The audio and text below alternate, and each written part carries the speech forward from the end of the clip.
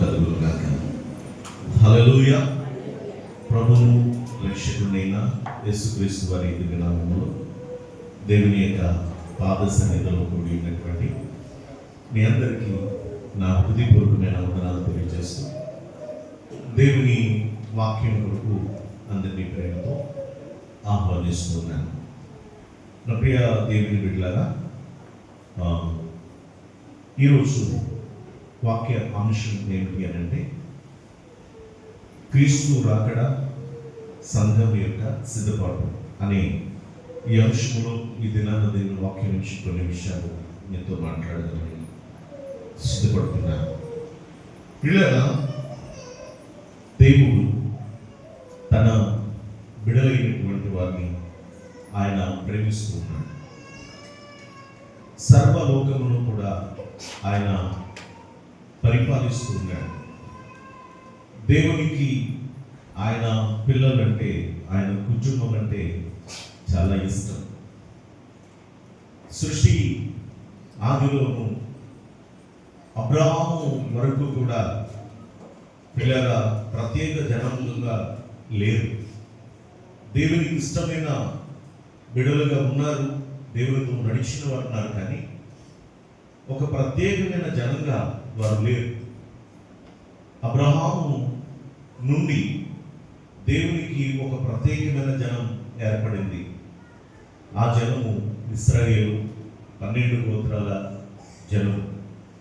ఈ 12 గోత్రముల ఇశ్రాయేలు జనులను వాగ్దానంతో దేవుడు ఏర్పాటు చేసుకున్నాడు.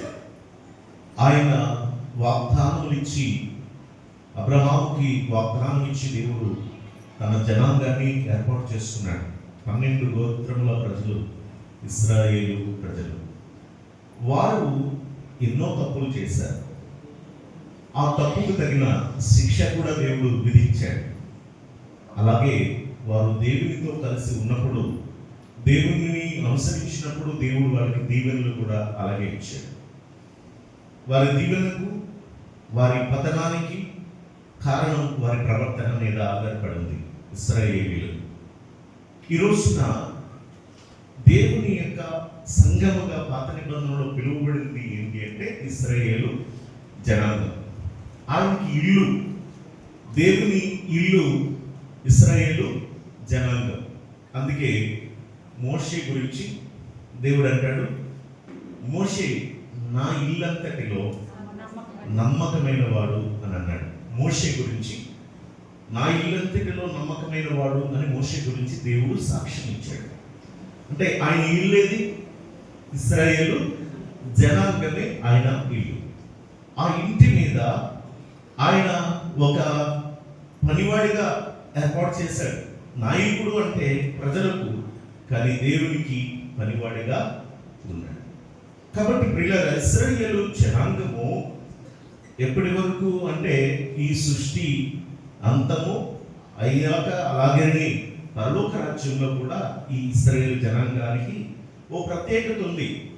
ఇశ్రాయేలు జనాంగానికి ప్రత్యేకత ఉంది.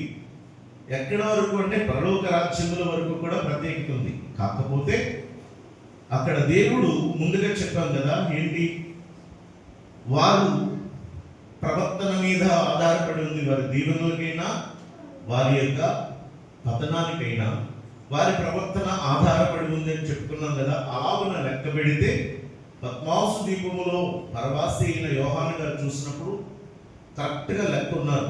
ఎంతమందిట? 1,44,000 మంది మాత్రమే అక్కడ ఉన్నారు.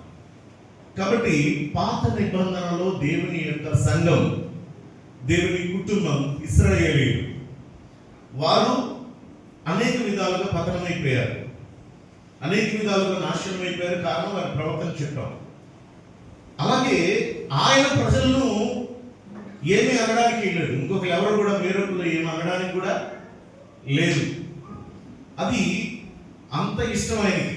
తన ప్రజలంటే దేవునికి అంత ఇష్టం. ఇప్పుడు నూతన నిబంధనలోనికి వద్దాం. నూతన నిబంధనలో సంఘం ఎప్పుడు స్థాపించబడిందని చెప్పాను? సంఘం అమ్మా ఎప్పుడు స్థాపించబడింది? సంఘం నూతన నిబంధనలో. పాత నిబంధనలో దేవుని సంఘం అంటే ఎవరు? చెప్పాలమ్మా మీ అందరూ. మీ నోటు చెప్పాలి, ఏదో కూర్చుని వెళ్ళిపోతున్నా అంటే కాదు. ఈ వారం వచ్చే వారమే ఉంటాను నేను, తర్వాత ఉన్నాను, గుర్తుపెట్టుకోండి. అందుకే ప్రకటన గ్రంథం గురించి మీకు, ఆయన రాకడ గురించి, సిద్ధపాటు గురించి చెప్పాలని నేను ఆశపడుతున్నాను.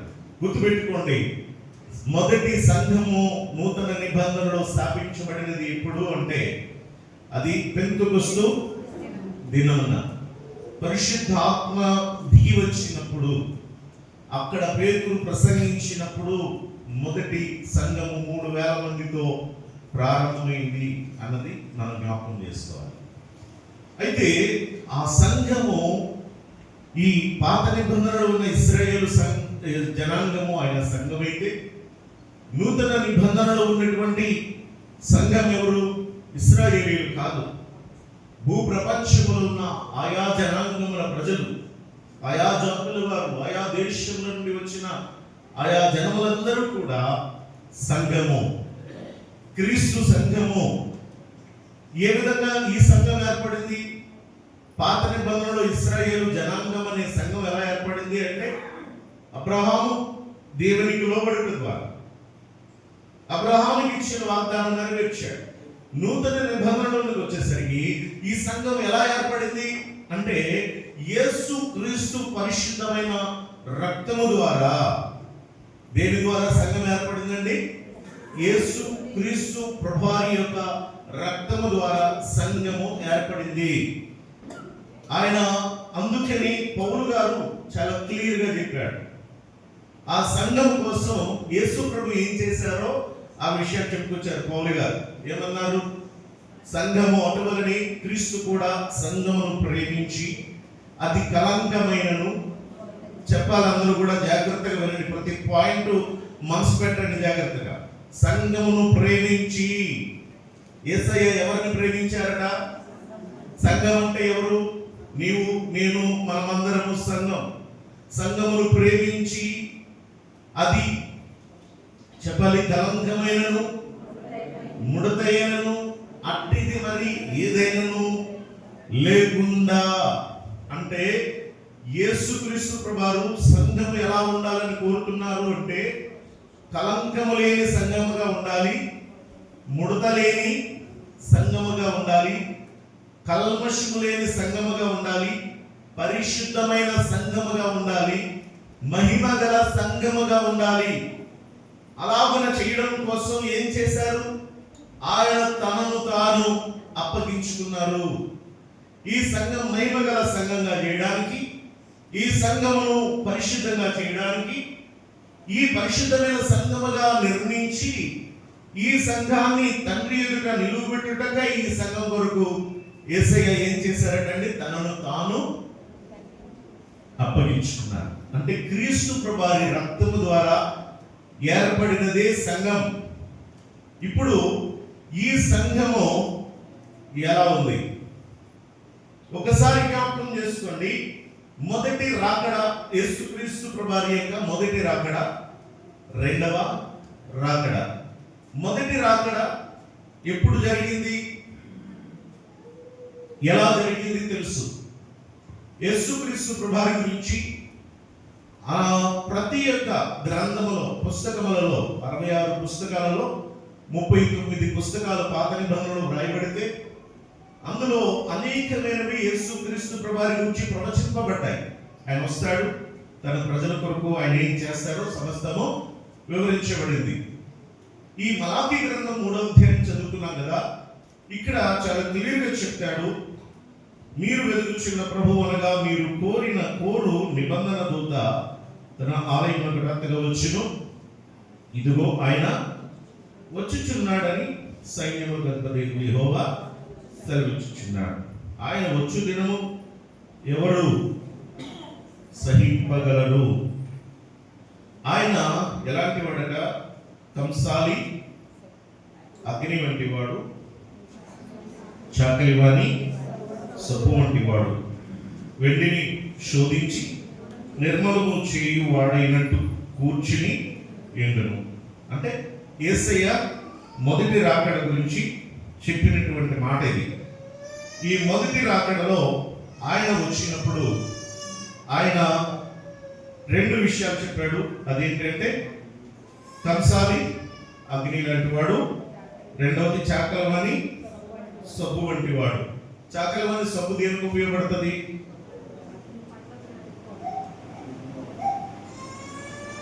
అది ప్రతి విధమైన మురికిని కడిగి వేసి అది పరిశుద్ధం చేయడానికి. అలాగే కంసాలి అగ్ని దేనికి ఉపయోగపడుతుంది?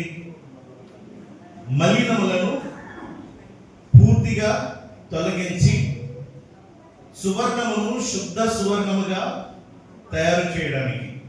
ఇది కంసాలి అగ్ని. అంటే కంసాలి అగ్ని పూర్తిగా కరిగించి వేసేటటువంటి అగ్ని.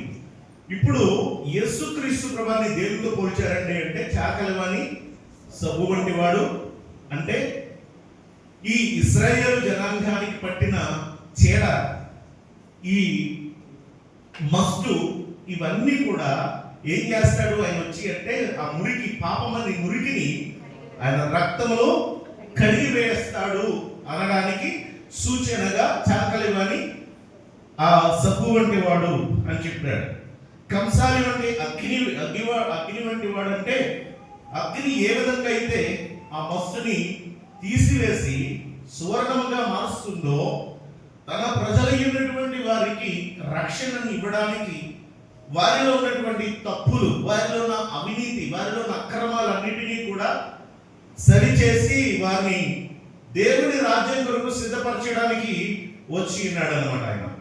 అందుకు ఆయనను అగ్నితో పోల్చారు, ఆయనను చాకలివాని సబ్బుతో పోల్చి మాట్లాడుతున్నారు. కాబట్టి యేసై వచ్చినట్టుగానే అలాగే చేశారు.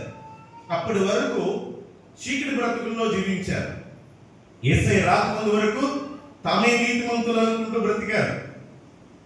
నీతిని కప్పిపెట్టి అవినీతిగా జీవించినటువంటి ప్రజలు అలాంటి వారిని ప్రశ్నిస్తూ, ఎదురాడుతూ, సత్యమేమిటో తెలియజేస్తూ కడిగి పారేశారు యేసు ప్రభువు.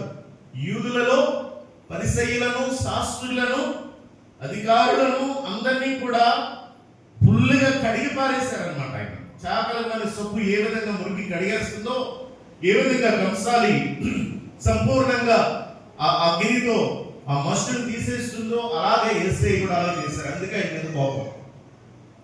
ఎందుకని మీరు కోపం పెట్టుకున్నారు?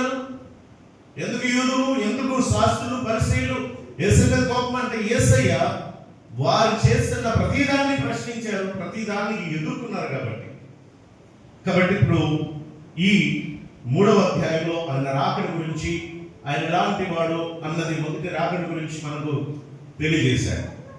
ఇప్పుడు మనం ప్రకటన గ్రంథంలోకి వెళ్దాం. దయచేసి శ్రద్ధగా ఈ మాటలు వినండి అందరూ కూడా.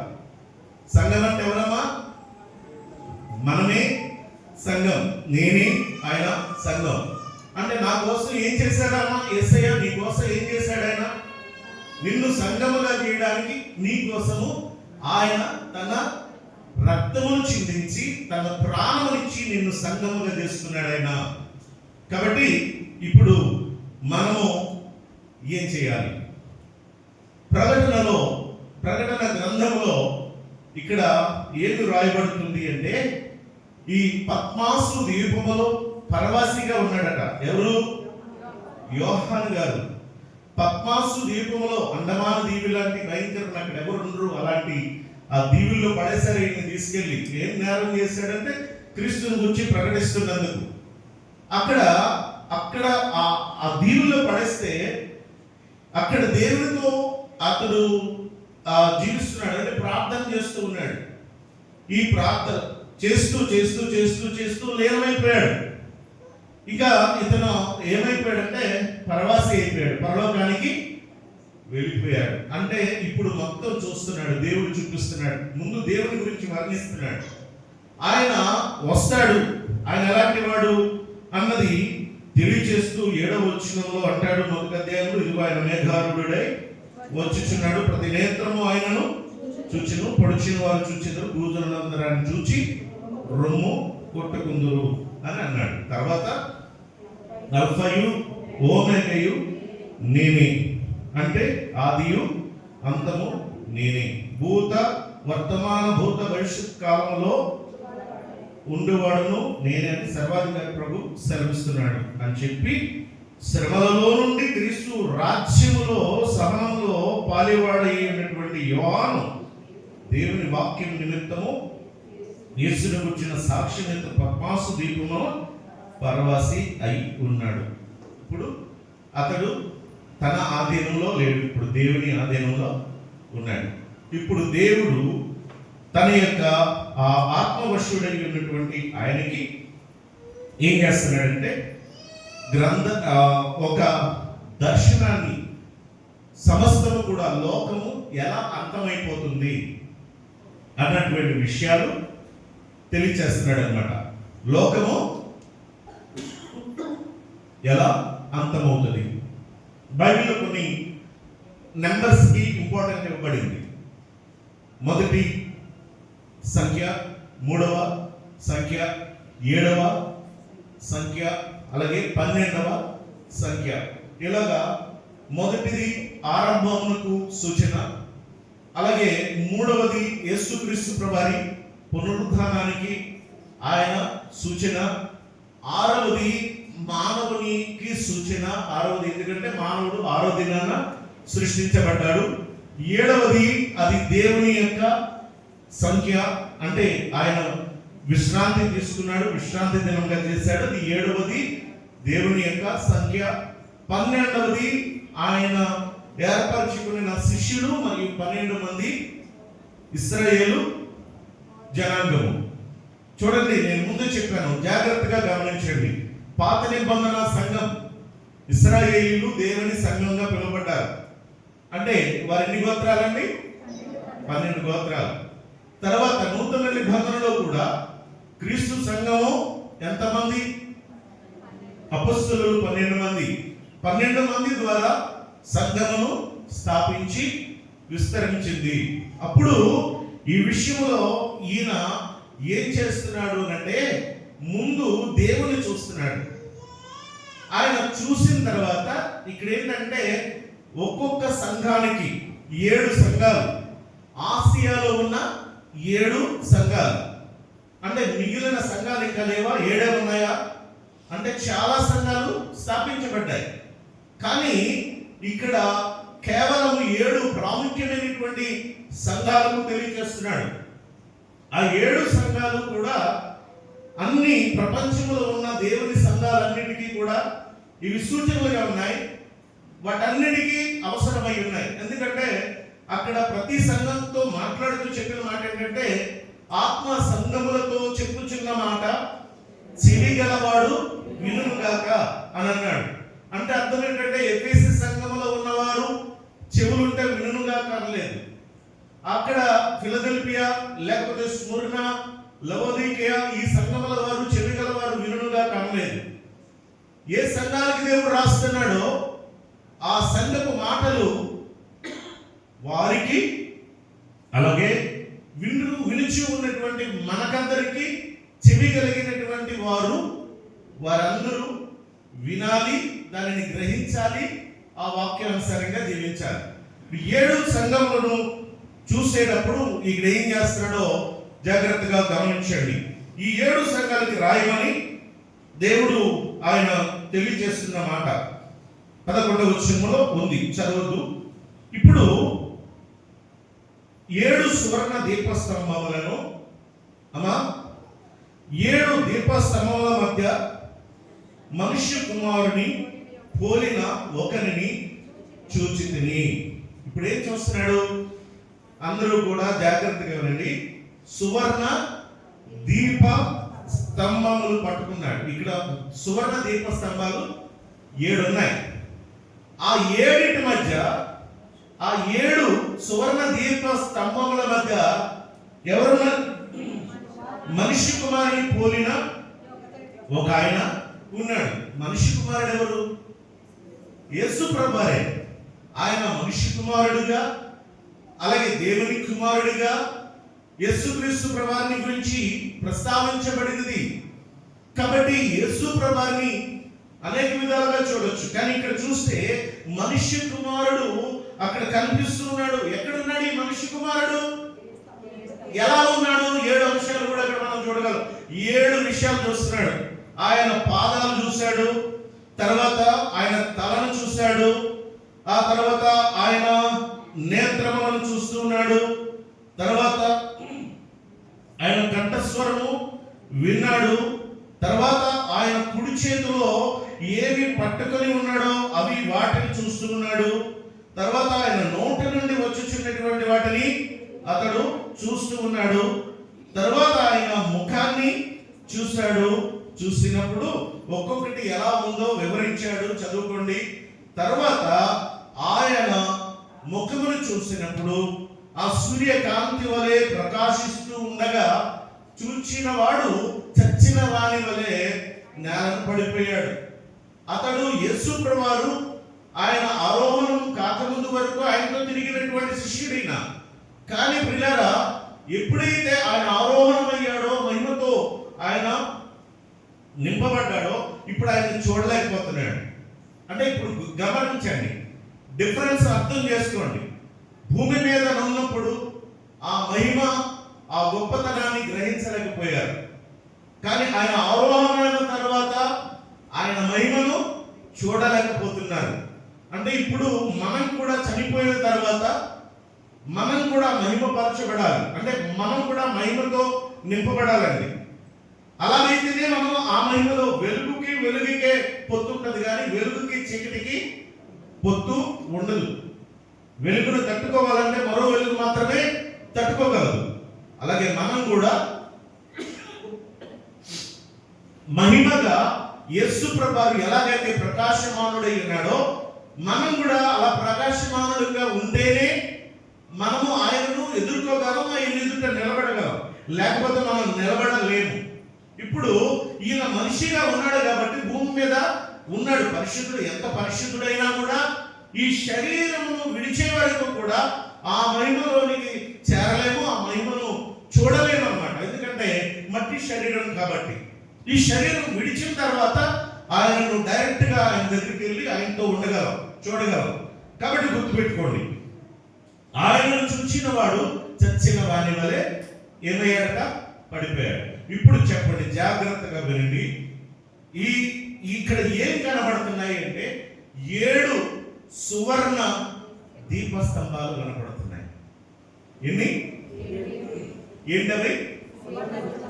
దీపస్తంభాలు తెలుసు కదా. ఒక స్తంభం ఇక్కడ ఒకటి, అక్కడ ఒకటి, అక్కడ ఒకటి, ఇక్కడ ఒకటి పెడతారు. వాటి మీద దీపం ముడ్డులు పెడతారు కదా. కానీ ప్రత్యక్షపు గుడారంలో ఈ దీపాలు పెట్టి ఆ దీపాలని నిత్యము యాజకుడు వెలిగించాలి. దీపాలు ఆరిపోకూడదు. అవి ఈ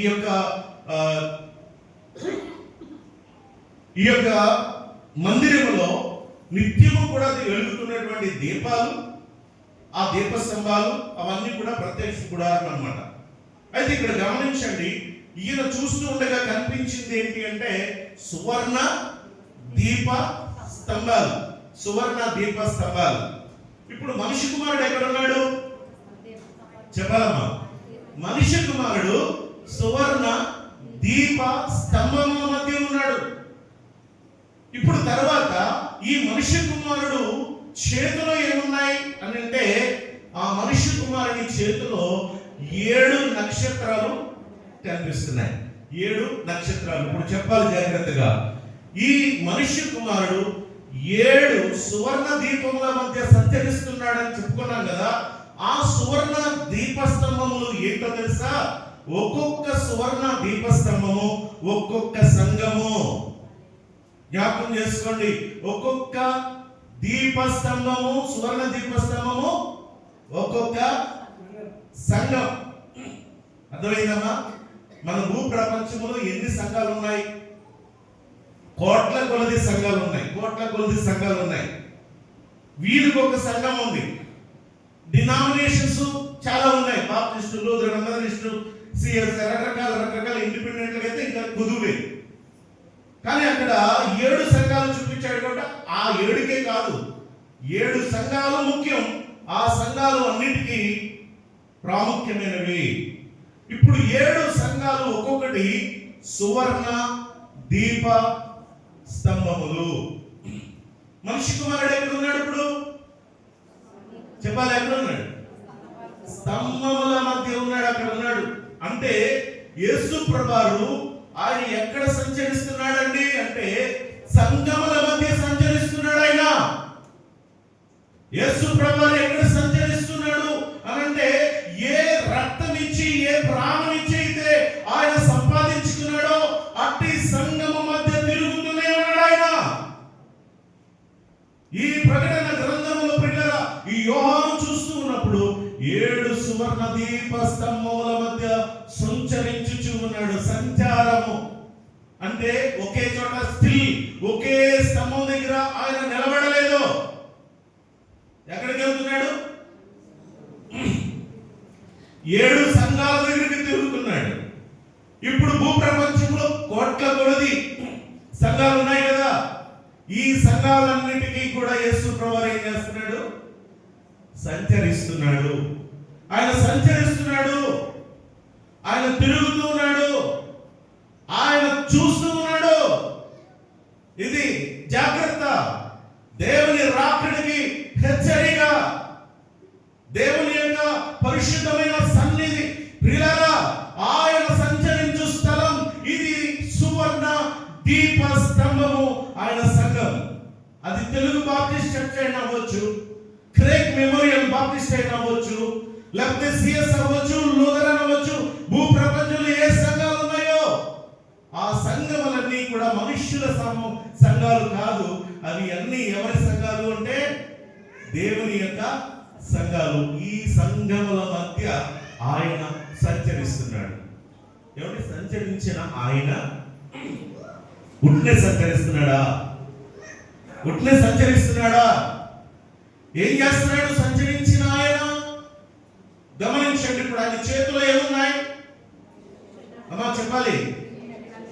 అక్కడ ఆయన సంచరిస్తున్న స్థలము 7 సువర్ణ దీపస్తంభాలు. మరి ఇప్పుడు ఆయన కుడి చేతిలో ఏమున్నాయి? 7 నక్షత్రాలు ఉన్నాయి. ఆ 7 నక్షత్రాలు ఏంటో తెలుసా? ఆ 7 నక్షత్రములు ఒక్కో సంఘానికి ఉన్న ఒక్కొక్క సంఘపు దూత. గుర్తుపెట్టుకోండి అమ్మా. 7 నక్షత్రాలు దేనికి అమ్మా? వెనకాల ఉన్న వాళ్ళు అర్థమవుతుందా? మాకెందుకు రా బాబు ఈ బాధ అనుకున్నారా?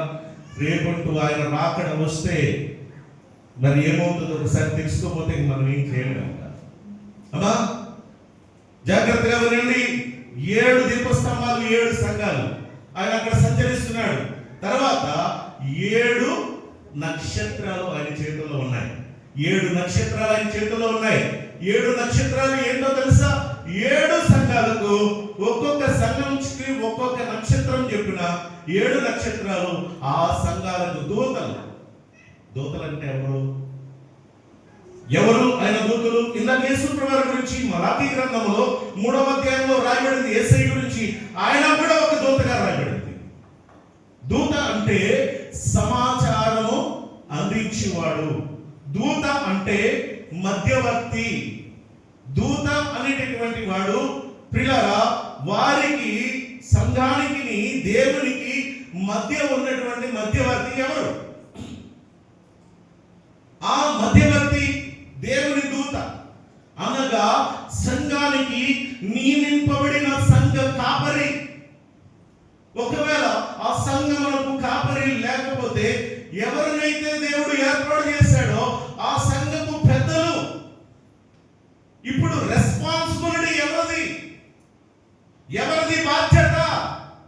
ఒక్కసారి జ్ఞాపకం చేసుకోండి. ఇప్పుడు దేవుడు సంఘానికి రాయమన్నాడా? సంఘపు దూతకు రాయమన్నాడా? చెప్పాలి.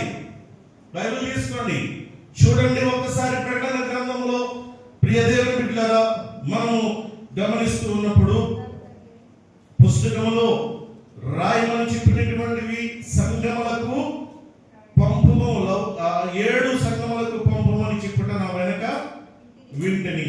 ఇప్పుడు ఏం చేస్తున్నాడంటే సంఘపు దూతకు ఇలాగూ రాయమన్నాడు. అంటే సంఘపు దూత మధ్యవర్తిగా ఉండి ఇటు దేవునికి అలాగే దేవుని యొక్క సంఘానికి ఇక్కడ సంఘమునకు ఆయన మధ్యవర్తి. ఈ మధ్యవర్తికి పెట్టిన పేరేమిటి అంటే నక్షత్రము. చెప్పండి ఏంటి?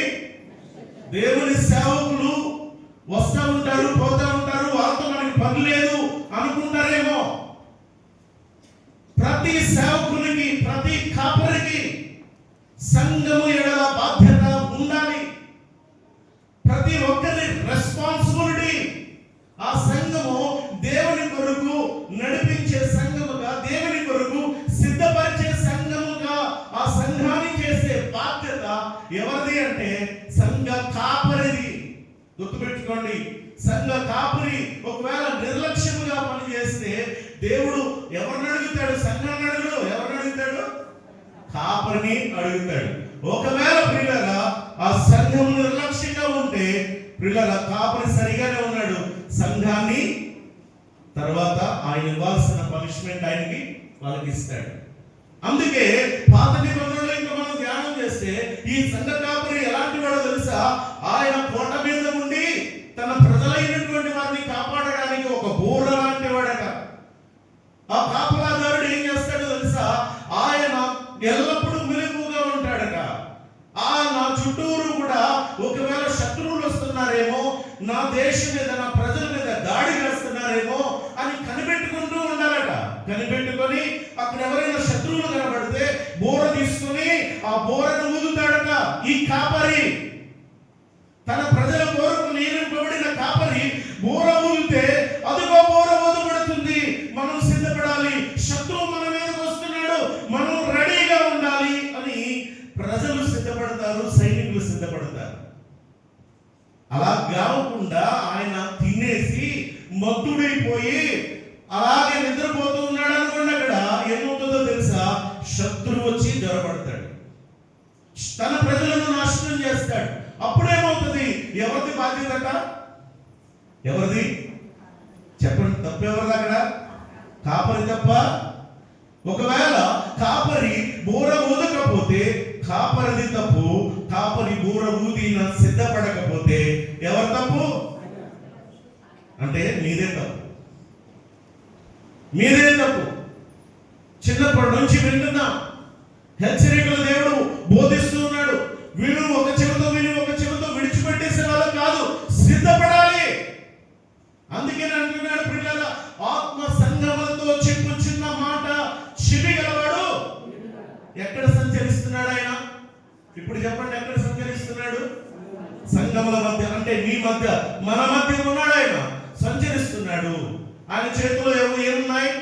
7 నక్షత్రములు. ఒక్కో నక్షత్రము ఆ సంఘానికి నియమింపబడిన సంఘ కాపరి. ఆ కాపరి ఎలా ఉండాలి అంటే ఆయన దేవుని కొరకు బలమైనటువంటి సేవ చేయగలిగేవాడై ఉండాలి. దేవునికి, ప్రజలకు, విశ్వాసులకు మధ్యవర్తిగా ఉన్నటువంటి కాపరి నక్షత్రంలో ఉండాలి. దాని విధంగా ఎందరైతే ఆయన వైపుకు మళ్ళిస్తారో, వాళ్ళు ఆకాశంలో నక్షత్రాలు పోలి వాళ్ళు ఉంటారటండి. అర్థమైందా? దానియేలు గ్రంథం చదువుకోండి, 12వ అధ్యాయం చదువుకోండి, 3-4 వచనాలు రాయబడుతుంది. కాబట్టి సేవకులను జ్ఞాపకం చేసుకోండి, వారు బోధించే మాటలను జ్ఞాపకం చేసుకోండి. అది వారి సొంత మాటలు కాదు, వారికి నచ్చినట్టుగా చేసేది కాదు, హెచ్చరికలతో కూడి సిద్ధపాటుతో కూడినటువంటి మాటలు బోధిస్తారు. ఇప్పుడు సంఘానికి వ్రాస్తూ ఎవరికి చెప్తూ ఉన్నాడు అంటే సంఘపు దూతకి రాయమని చెప్తున్నాడు. సంఘపు దూతకి రాయమంటున్నాడు. ఇప్పుడు సంఘమును చూస్తున్నాడు ఆయన. అమ్మా, సంచరిస్తున్నాడు అని చెప్పాం కదా. ఎందుకు సంచరిస్తున్నాడు? ఊరికినే సంచరిస్తున్నాడు ఆయన ఊరికినే సంచరిస్తున్నాడా? లేదు. నా సంఘం ఎలా ఉంది? నా సంఘంలో సభ్యులు ఎలా ఉన్నారు? వారి ప్రవర్తన ఎలా ఉంది? వారి విశ్వాసం ఎలా ఉంది? వారి భక్తి ఎలా ఉంది? వారి ప్రార్థన జీవితం ఎలా ఉంది? వారి బిహేవియర్ ఎలా ఉంది? కనిపెడుతూ ఉన్నాడు ఆయన. కనిపెడుతూ ఎవరికి చెప్తున్నాడో తెలుసా? ఓ దూతగా నేను ఏర్పాటు చేశాను, వాళ్ళ ప్రవర్తన ఎలా ఉంది? వాళ్ళని సరి చేసుకోమని చెప్పు, వాళ్ళని సరి చేసుకోమను అని 7 సంఘాలకి తెలియజేస్తున్నాడు. చూడండి, 7 సంఘాలు, ఒక్కొక్క సంఘం పేరు మనము 10వ వచనం 11వ వచనంలో చెప్పాడు. ఆ ఒక్కొక్క సంఘం పేరు మనం చూస్తే, ఒకటి ఎఫెసు సంఘం, స్ముర్ణ సంఘం, పెర్గము సంఘం, తుయితైర సంఘం, సార్దీస్ అనే సంఘం, ఫిలదెల్ఫియా అనే సంఘం, లవోదికేయ అనే సంఘం. ఎన్ని సంఘాలమ్మా? 7 సంఘాలు. ఈ 7 సంఘపు దూతలకు ఏం చేస్తున్నారంటే, ఈయన ఒక ఉత్తరము రాయమని చెప్తున్నాడు. సంచరిస్తూ చూశాడు కదా ఆయన. ఇప్పుడు సంఘంలో ఉన్నటువంటి వ్యక్తులు ఆయనకి తెలిసిపోయి ఒక్కొక్క సంఘం ఎలా ఉందో చెప్తున్నాడు ఆయన. ఇప్పుడు మనం ఈ ఈ ఈ క్వాలిటీస్ మనలో ఉన్నాయా లేదా, దేవుడు కోరుకునేటువంటి సంఘంగా మనం ఉన్నామా లేదా అనేది మనం ప్రశ్నించుకోవాలంటే ఇంకేం లేదు. అలా లేకపోతే ఆయన ఇచ్చే హెచ్చరికలు కానీ, ఆయన ఇస్తున్నటువంటి వాగ్దానాలు కానీ, ప్రియులారా ఆయన ఇస్తున్నటువంటి ధైర్యం కానీ, ప్రతిదీ మనము అంగీకరించి మనము ముందుకెళ్తేనే దేవుని యొక్క నిత్య రాజ్యాన్ని స్వతంత్రించుకోగలం. లేకపోతే మనము విడువబడతాం. మొదటి సంఘం ఎఫెసు సంఘం ఎలా ఉందో తెలుసా? ఆ సంఘాన్ని దేవుడు చూస్తున్నప్పుడు చాలా మంచి క్రియలు ఉన్నాయండి. చాలా మంచోళ్ళు ఈ సంఘం. అమ్మా, ఈ సంఘం చాలా మంచోళ్ళు. ఎంత మంచోళ్ళు అంటే వాళ్ళు కష్టపడతారు దేవుని కోసం. అలాగే చాలా సహనం కలిగి ఉంటారు. దుష్టులు ఎవరైనా ఉంటే సహింపలేరట. అంటే వాళ్ళు చాలా మంచి వాళ్ళనే కదా అర్థం. అంటే మంచివాళ్ళు మంచి వాళ్ళని ప్రేమిస్తారు. ఏమండి, చెడ్డవాళ్ళు మంచి వాళ్ళని ప్రేమించడం జరుగుతుంది. కానీ ఇక్కడ గమనించండి, ఒక తాగుబోతు వచ్చి కూర్చున్నాడు మన పక్కన అనుకో, మనకు అలవాటు లేదనుకోండి, ఏం చేస్తాం? కంపు వచ్చేస్తుందని వెళ్ళిపోతామా లేదా? అబ్బా భలే స్మెల్ వస్తుందని కూర్చుంటామా? ఎవరు కూర్చోగలరు చెప్పండి? తాగుబోతుడు పక్కన తాగుబోతుడే కూర్చోగలరు. సిగరెట్ కాల్చేవాడి దగ్గర కూర్చున్నాం అనుకోండి, అబ్బా నేను కాల్చకపోయినా ఈ స్మెల్ పిలిచి నేను బతికేయచ్చు అనుకుంటాడు. ఆడికి అలవాటు ఉన్నవాడు. అయితే మనకు అలవాటు లేదు కదా, ఏం చేస్తాం? అక్కడి నుంచి వెళ్ళిపోతాం. మనకి దుష్టుణ్ణి సహించలేము. ఎందుకంటే ఆ అలవాటు మనకి లేదు కాబట్టి. నువ్వు నీతిగా, యథార్థంగా, భయం కలిగి, భక్తి కలిగి, విశ్వాసంతో ఉంటే అలాంటి క్రియలు లేని వారు ఎవరైతే ఉన్నారో వాళ్ళని మనం సహించాలి. ఈ ఎఫెసు సంఘం అలాంటిది. చాలా మంచివాళ్ళండి. వాళ్ళ క్రియలు బాగున్నాయండి. చెడ్డ క్రియలు వాళ్ళలో లేదండి. వాళ్ళు చాలా భక్తిగా ఉన్నారండి, విశ్వాసంగా ఉన్నారండి. అలా చెడ్డలు ఎవరైనా కనబడితే వాళ్ళని కూడా అసహించుకుంటూ వాళ్ళని సరిచేస్తున్నారు. అంత బాగానే ఉంది. తర్వాత జ్ఞానం కలిగిన సంఘం, చాలా జ్ఞానం. అబద్ధికులు ఎవరైనా సరే జ్వరబడితే వాళ్ళని గ్రహించి వాళ్ళని ప్రియులారా వాళ్ళని కనుగొనేటటువంటి సంఘం. దేవుని కోసం అలసిపోకుండా సేవ చేసినటువంటి సంఘం. అలాంటి సంఘం. ఎంత మంచి క్రియలు ఉన్నాయి. మనలో కూడా అలాంటి క్రియలు ఉన్నాయా? మంచిది ఉంటే మంచిది. కానీ ఇక్కడ దేవుడు ఏం చేస్తున్నాడంటే ఎఫెసు సంఘంలో తప్పు చూస్తున్నాడు. అయినా కూడా నీలో తప్పు ఒకటి ఉంది. ఆ తప్పుని నేను మోపవలసి ఉంది. నువ్వు ఏంటి ఆ తప్పు అంటే, మొదట నీకుండిన ప్రేమను నీవు వదిలితివి. అది తప్పు. ఏంటి? ఇన్ని మంచి క్రియలు ఉన్నటువంటి వారిలో చిన్న లోపం కనపడుతుంది. అమ్మా, దేవుడు చూస్తున్నాడు. ఆ సువర్ణ దీప స్తంభముల మధ్య సంచరిస్తున్నాడంటే, సంఘముల మధ్య సంచరిస్తున్న దేవుడు చూస్తూ ఉన్నప్పుడు ఈ సంఘం ఎలా కనపడుతుంది అని అంటే మంచి క్రియలు కలిగిన సంఘం. కానీ వారిలో ఒక తప్పు మాత్రం చూస్తున్నాడు. ఏంటి ఆ తప్పు అంటే, మొదట ఉండినటువంటి ప్రేమ వదిలిపెట్టేస్తాడు. మొదట ఉండిన ప్రేమను వదిలిపెట్టేయడమే దేవుని దృష్టిలో తప్పు. కొంతమంది చెప్తారు, ఏమంటే నేను మొదట్లో అయితే చాలా బాగా సేవ చేసేవాడినండి, నేను మొదట్లోనైతే చాలా బాగా పాడేవాడినండి, నేను మొదట్లోనైతే సంఘము అన్ని పనులు నేనే చేసేవాడినండి, మొదట్లోనైతే నేను చాలా మానకుండా టైంకి అలా వచ్చేసేవాడినండి, మొదట్లోనైతే నేను చాలా బాగా ప్రార్థన చేసేవాళ్ళండి, మొదట్లోనైతే మా విశ్వాసం చాలా తెలుసా అలాగా ఇలా కానీ మొదట్లోనైతే పలానా టైంలో అయితే ఒకప్పుడైతే అని ఒకప్పుడు సంఘంలో చెప్తా ఉంటారు. మరి ఇప్పుడేమైపోయింది? ఈ ఎఫెసు సంఘం మంచోళ్ళే, కానీ ఆ మొదట ఏదైతే సహనం కలిగి ఉన్నారో కోల్పోయారు. మొదట ఏదైతే కష్టపడ్డారో సంఘం కోసం అది మానేశారు. మొదట ఏదైతే జ్ఞానం కలిగి ఉన్నారో కానీ వాళ్ళని తప్పు, నువ్వు మొదట చేసిన క్రియలు మళ్ళా ఏం చేయాలన్నాడు? చేయలేదు. మారు మనసు పొందలేదనుకో ఏం చేస్తాడట? నువ్వు ఏ స్థితిలో పడిపోయావో అది జ్ఞాపకం చేసుకుని మారు మనసు పొందు, ఆ మొదటి క్రియ చెయ్యి. అట్లు చేస్తే మారు మనసు పొందితేనే సరే, లేని ఎడల నేను నీ ఎద్దుకు వచ్చి నీ దీపస్తంభమును దాని ఎద్దు నుండి తీసివేస్తాను అని అంటున్నాడు. ఇంకొక గొప్పగా మెచ్చుకుంటున్నది ఏంటంటే, నికోలాయికుల క్రియలు నీవు ద్వేషించుచున్నావు. అంటే సంఘానికి బాధ్యత చెప్తున్నాను, జాగ్రత్తగా వినండి. మనము విశ్వాసంగా, భక్తిగా, భయంగా ఉండాలి. మిగిలిన వారు కూడా అలా ఉండేలా చూడాలి. ఇది బాధ్యత. అలా లేకపోతే వారిని మనం వదిలేయకూడదు. వారిని తిరిగి దేవుని వైపుకు మళ్ళించేటట్లు ఉండాలి. అది మన బాధ్యత. గుర్తుపెట్టుకోండి. రెండో సంఘం స్మరణలో ఉన్న సంఘం. ఈ సంఘము చాలా మంచి సంఘం. ఏంటండి ఈ సంఘంలో అంటే, తప్పు దొరకదు ఈ సంఘంలో. ఈ సంఘంలో తప్పు దొరకలా. దేవునికి చూస్తే వీళ్ళు శ్రమను చూశాడు దేవుడు, వారి దరిద్రతను చూశాడు, కానీ వాళ్ళని మెచ్చుకుంటున్నాడు, మీరు చాలా ధనవంతులని. అయితే ఇక్కడ ఉన్నటువంటి విషయం ఏంటంటే, వీళ్ళు మరి చాలా శ్రమలు అనేటటువంటివి వీరికి రాబోతున్నాయి. ఆ శ్రమలలో ధైర్యాన్ని ఇస్తున్నాడు దేవుడు.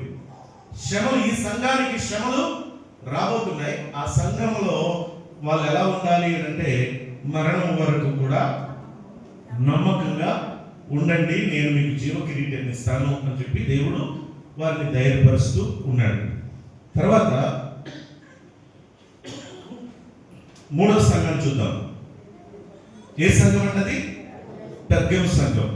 ఈ సంఘంలో వీళ్ళు ఎలా ఉన్నారు అంటే, చాలా మంచి క్రియలు ఉన్నాయి. ఏంటి ఆ మంచి క్రియ అంటే చూడండి. మరి దేవుని బిడ్డలైనటువంటి వారు అంతియప అనేటటువంటి వాడు వారి మధ్య చంపబడ్డాడు. చంపబడిన దినాలలోనట, నా నామమును గట్టిగా చేపట్టి నా యందలి విశ్వాసము విసర్జించలేదు అని అన్నాడు. అంటే ఈ పెర్గము అనే ఈ సంఘంలోనంట ఒకడు చంపబడ్డాడట, హత్య చేయబడ్డాడు, హతసాక్షి అయిపోయాడు. అప్పుడు ఒక వ్యక్తి చంపబడితే మిగిలిన వారందరూ పారిపోతారు కదండి. ఒకవేళ మనలో ఎవరినైనా, మీరు దేవుని నమ్ముకున్నారు కదా, మిమ్మల్ని అరెస్ట్ చేసేస్తున్నాం, తీసుకెళ్ళిపోతామని చెప్పి జైలుకి తీసుకెళ్ళిపోయారు అనుకుందాం, లేదంటే కొట్టారు అనుకుందాం, మిగిలిన వాళ్ళు ఏమైపోతాం? ప్రాణభయంతో పారిపోతాం కదా. ఈ సంఘం అలా చేయలేదు. కళ్ళ ముందు ఆ అంత్యప్ప అనేటటువంటి వాడు అక్కడ చనిపోయినప్పటికీ కూడా వారు తమ విశ్వాసము చాలా గట్టిగా పట్టుకున్నారు, విశ్వాసంలో గట్టిగా నివసించారు. అర్థమైంది కదండి. అంటే ఎన్ని సమస్యలు వచ్చినా మన విశ్వాసం చెక్కు చెదరకూడదు. దేవుని మీద ఉన్న భక్తి చెక్కు చెదరకూడదు. మన కళ్ళ ముందు ఒకవేళ ఎవరినైనా చంపేసినా కూడా మన విశ్వాసం ఏమైపోకూడదు చెప్పండి? చెక్కు చెదరకుండా ఉండాలి. అది గొప్పతనం. కానీ అంత మంచుల దగ్గర దేవుడు తప్పు పడుతున్నాడు. ఏంటి ఆ తప్పు అంటే చూడండి, అక్కడ నికోలాయికుల బోధన అనుసరించేవారు ఉన్నారు. తర్వాత మరొక బోధ ఏంటంటే, బాలాకు అనేటటువంటి వాడు బిలాముకి ఒక జాగ్రత్తను గురించి ఒక బోధ చెప్పాడట. ఆ బోధన అనుసరించే వాళ్ళు ఉన్నారట. ఆ తర్వాత ఇంకా వారు ఇంకా చాలా చాలా పొరపాట్లు చేస్తూ ఉన్నారు. ఆ పొరపాట్లు ఏంటి అంటే, విగ్రహములకు బలిచ్చిన వాటిని తినునట్లు ప్రేరేపించేటటువంటి విధానం. ఇలాంటి వారు కూడా ఉన్నారట. అంటే డిఫరెంట్ బోధలు. కొంతమంది ఈ డిబేట్లో పాల్గొనేటటువంటి వారు కూడా చాలా మంది ఏం చేస్తుంటారంటే, ఒక వ్యక్తి ఆ మధ్య చెప్తున్నాడు, ఆ బలిచ్చిన వాటిని తింటే ఏమైంది, తింటే దాంట్లో నుంచి ఏమన్నా వచ్చేస్తుందా, దాంట్లో మనకి ఏమైనా నష్టం వచ్చే, చాలా మంచి బోధకుడు, బాగా చెప్తాడు, వివరిస్తాడు. కానీ ఆ వ్యక్తి అంటాడు, అందులో ఏముంటది, విషముందా, అది తింటే ఏమైపోద్ది అన్నట్టుగా చెప్తాడు. బైబిల్ క్లియర్గా ఉంది. అలాంటి వాళ్ళు ఈ యొక్క నికోలాయితుల బోధను చెప్పేటటువంటి వారు. బోధల విషయంలో కూడా మనం జాగ్రత్తగా ఉండాలి. బోధ విషయంలో జాగ్రత్తగా ఉండాలి. తర్వాత మరొక సంఘం గురించి మనం ఆలోచన చేస్తున్నప్పుడు, తుయితైరా అనే సంఘం. ఈ సంఘంలో ఉన్నటువంటి వీరిని చూస్తున్నప్పుడు, వీరు మొదటి క్రియల కంటే కడపటి క్రియలు మరీ ఎక్కువయ్యాయని, సహనము, అలాగే దేవుని మీద ఉన్నటువంటి విశ్వాసము, ప్రేమ అన్నీ ఈ సంఘంలో ఉన్నాయి. ఆ తర్వాత ఒకటి మాత్రం దేవుడు పట్టుకుంటున్నాడు. అదేంటంటే యెజబెలు స్త్రీ అక్కడ ఉండనిచ్చుచున్నావు, యెజబెలు స్త్రీని ఉండనిచ్చుచున్నావు అని అంటాడు. అంటే మీకు అర్థమయ్యేలాగా ఒక విషయం చెప్పాలి ఏంటంటే, ఈ సంఘాలలో మంచిని చూస్తున్నాడు దేవుడు, చెడ్డని చూస్తున్నాడు. ఈ సంఘాలలో ఉన్నటువంటి మంచిని మెచ్చుకుంటున్నాడు, కానీ చిన్న చెడ్డ కనిపిస్తే దానిని కూడా ఎత్తి చూపించి సరి చేసుకోమంటున్నాడు. అది ఏమిటి అని అంటే, వారి యొక్క ప్రవర్తన విషయంలో కానీ, మొదట దేవుని మీద ఉన్న ప్రేమ విషయంలో కానీ, అది వదిలిపెట్టేయడంలో కానీ, అలాగే వారు ఈ విగ్రహములకు బలిచ్చి వాటిని తినమని ప్రేరేపించడం కానీ, లేకపోతే వాటిని తినేటటువంటి పరిస్థితి కానీ, జారత్వము అంటే వ్యభిచార విషయాల్లో, పాపపు విషయంలో ప్రేరేపించేటటువంటి వ్యక్తులు వారిని చూసి వదిలేయడము, ఇలాంటివన్నీ క్రియలు చేస్తున్నటువంటి వారి గురించి ఈ యొక్క సంఘంలో చెప్తున్నాడు. సార్దిస్ అనే సంఘమును చూస్తే ఈ సంఘం ఎలా ఉంది అంటే, ఇది తప్పులు చేయట్లేదండి. ఈ సంఘంలో పాపము లేదు, కానీ ఒకటి మాత్రం ఉంది. ఏంటి అంటే, వీళ్ళు చల్లబడిపోయిన సంఘం అన్నమాట. ఈ సంఘం అమ్మా మృతమే, కానీ ఏంటి దాని అర్థం? మృతము అంటే దాని అర్థం ఏంటి? అక్కడ చూడండి, ఒక మాట ప్రభు వాక్యంలో ఉంది, నీవు జాగరూకుడవై అన్నాడు. జాగరూకుడవై అంటే అర్థం ఏంటి? నిద్రపోతున్నటువంటి వాళ్ళని జాగ్రత్త మెలకువ కలిగి ఉండాలి. జాగరూకుడవై ఉండు అని అంటే అర్థం ఏంటంటే, బాబు నిద్రమత్తును వదులుకొని మెలకువగా ఉండు అనేటటువంటి హెచ్చరిక. అంటే ఈ సంఘములో మృతమైనటువంటి సంఘమును ఎందుకు పోల్చారు అంటే, వీరు ఏ విధంగా ఉన్నారంటే ఉజ్జీవము లేని సంఘముగా, చచ్చిన వారితో సమానంగా ఉన్నారు. ఒక విషయం చూడండి, ఈ హిజ్కియా గారు ఒక మాట అంటాడు, పాతాళంలో నీకు స్తుతి కలుగునా అని అంటాడు. తర్వాత ఆయన ఒక మాట అంటాడు, నేను సజీవుడనై, సజీవులు సజీవులే కదా నిన్ను స్తుతిస్తారు, నేను సజీవుడనై యెహోవా క్రియలు వివరిస్తానంటాడు. అంటే ఎంత గొప్ప విషయం ప్రియులారా.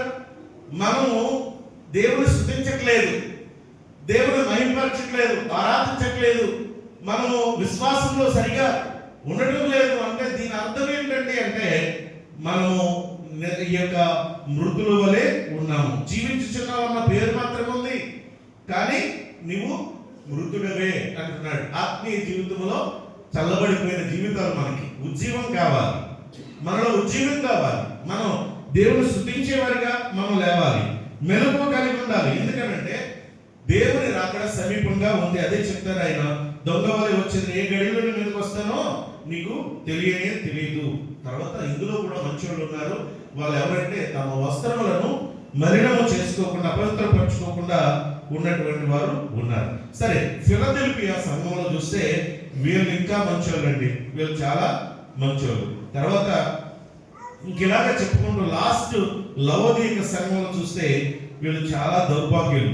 వీరు ఇంకా మరి చాలా దౌర్భాగ్యమైనటువంటి స్థితిలో జీవిస్తూ ఉన్నారు. గుడ్డివారు, తర్వాత దిక్కుమాలిన వాళ్ళు, దిగంబరులు అని ఇలాగ వారిని గురించి దేవుడు బాధపడుతూ చెప్పిన మాట. అంటే వీళ్ళు ఎలా ఉన్నారంటే, వెచ్చగానైనా లేరు, చల్లగానైనా లేరు, నులివెచ్చగా ఉన్నారు. అమ్మ, అన్ని క్రియలు చూస్తున్నాడు దేవుడు, మనల్ని గమనిస్తున్నాడు దేవుడు. చల్లగానంటే అంటే దేవుళ్ళో ఉండాలా లేదా లోకంలోనైనా ఉండాలి. అంతేగాని అటు దేవుణ్ణి నమ్ముకొని బాప్తిసాలు తీసుకొని మళ్ళీ ఇటు లోక సంబంధమైన వ్యక్తులుగా మనం ఉంటున్నాము అంటే, మనం అటు లేము ఇటు లేము. ఎలా ఉన్నాము అంటే నులివెచ్చని జీవితం మనలో ఉంటుంది. ఏమంటే నులివెచ్చని జీవితంలో ఉన్నాం మనం. అటైనా ఉండాలి లేదా ఇటైనా ఉండాలి. ఇక్కడుంటే క్రీస్తు మార్గంలో మనం జీవిస్తే రక్షణ దొరుకుతుంది, పరలోకం దొరుకుతుంది. ఇహ సంబంధమైన శ్రమలు ఎన్నొచ్చినా కాదు కానీ పరలోకం మనకి దొరుకుతుంది. కానీ మనం ఎందుకులే ఇక్కడ పడలేకపోతున్నాయి, ఈ బాధలు ఎవరు పడతాడు, ఎలా చేయకూడదు, అలా ఉండకూడదు, ఇలా ఉండకూడదు అంటున్నారు కదా, మనకు అదే బాగుందని ఒకవేళ అందులోకి వెళ్ళిపోయారు అనుకోండి, అప్పుడేమవుతుంది? నిత్యమైన నరకము, అగ్ని గంధకములకు మండు గుండము అని వాక్యం సెలవిస్తుంది. కాబట్టి మనం ఎలా ఉండాలి అంటే దేవునికి ఇష్టమైనటువంటి జీవితం ఉండాలి. మనము జాగ్రత్తగా ఉండాలి. మన సంఘాన్ని కూడా ఏం చేయాలండి? అలర్ట్ చేయాలి. రాకడ దినములు సమీపంగా ఉన్నాయి కనుక మనం జాగ్రత్తగా ఉండాలి. దేవుడిచ్చే ప్రతి హెచ్చరికను మీరు మనసులో పెట్టుకోండి. ప్రతిదీ దేవునికి భయపడండి, మనుషులకు కాదు. ఎవరికి భయపడాలి? మనం దేవునికి భయపడాలి, దేవుని వాక్యానికి భయపడాలి, దేవునికి లోబడాలి, దేవుని సేవకులకు లోబడాలి. ప్రియులారా, ఆ వాక్యం ఏమిటో హెచ్చరిస్తున్న ప్రతి మాట కూడా మనం స్వీకరించి ఆ వాక్యానుసారంగా జీవించి సిద్ధపడాలని కోరుతున్నాను. ఒకటి మాత్రం గుర్తుపెట్టుకోండి, ఆయన ఆ సువర్ణ దీప స్తంభముల మధ్య సంచరిస్తున్నాడు అనంటే నీ మధ్య, మన మధ్య సంచరిస్తున్నాడు.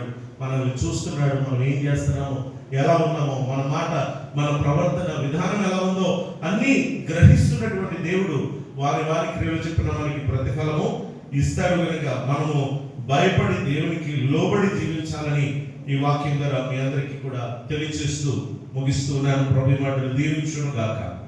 ప్రార్థన చేద్దాం. తరలి ఉంచండి, కళ్ళు మూసుకునండి, ప్రార్థనలో ఏకీభవించండి. ప్రియ దేవుని బిడ్డలారా, ఒకసారి మొదటి రాకడ మనలను పాపముల నుండి శాపం నుంచి విమోచించడానికి వచ్చిన మొదటి రాకడ మనుష్య కుమారుడిగా వచ్చాడు. ఆయన తన పరిశుద్ధ శరీర రక్తాలని ధారపోసి మన కొరకు మరణించి ఆయన తిరిగి లేచి పరలోకానికి ఆరోహణమయ్యాడు. ఆయన సంఘాన్ని స్థాపించాడు. ఆ సంఘమే నీవు, నేను, మనము మహిమగల సంఘముగా ఉండాలని మనల్ని కోరుకుంటున్నాడు. కల్మషం లేని సంఘముగా ఉండాలని కోరుతున్నాడు. నా ప్రియ దేవుని బిడ్డ, మరి మనం ఎలా ఉన్నాం? మన ప్రవర్తన ఎలా ఉంది? మన మాటలు ఎలా ఉంటున్నాయి? మన ఆలోచనలు ఎలా ఉంటున్నాయి? దేవుడు చూస్తూ ఉన్నాడు, సమస్తను గ్రహిస్తున్న దేవుడు ఆయన. ఆ సంఘములు 7 సంఘములకు ఇస్తున్న హెచ్చరిక, ప్రేమ ఉంది, సహనం ఉంది, మంచి క్రియలు ఉన్నాయి. కానీ ఆ ప్రేమ ఏమైపోయింది? దేవుని యొక్క హెచ్చరికలు మనం గ్రహించాలి. మృతుల వలె ఉన్నామా మనం? పట్టింపు లేని వారిగా మనం ఉన్నామా? వెచ్చగానైనా చల్లగానైనా లేకుండా నులివెచ్చని స్థితిలో ఉన్నామా? మన ప్రవర్తన ఎలా ఉందో ఒకసారి పరిశీలన చేసుకుని సిద్ధపడదాం. పరిశుద్ధుల దేవాలయం స్తుత్రాలు నాయన, ఈ యొక్క సంఘములను నాయన మాకు జ్ఞాపకం చేస్తున్నాం. మీరు అక్కడ సమీపంగా ఉండగా ప్రభా తండ్రి, మేము సిద్ధపడాలి. ఇది మీరు ఇస్తున్న హెచ్చరిక. ఏం జరుగుతుందో, ఏం జరగబోతుందో ఎవరికి తెలియని పరిస్థితి, భయంకరమైనటువంటి స్థితిలో మేము ఉన్నాం. దేవా, కనికరించండి, సహాయం చేయండి, అందరినీ సిద్ధపరచండి, నీ రాకడ కొరకు ఆయత్తపరచండి ప్రభా. మా స్వార్థం కోసమో మా ఇష్టానుసారంగా కాదు, కానీ నీకు ఇష్టమైనదిగా మేము జీవించేటప్పుడైనా మమ్మల్ని సిద్ధపరచండి, ఆయత్తపరచి బలపరచమని యేసు పరిశుద్ధ నామమున వేడుకుంటున్నాను పరమ తండ్రి. ఆమేన్.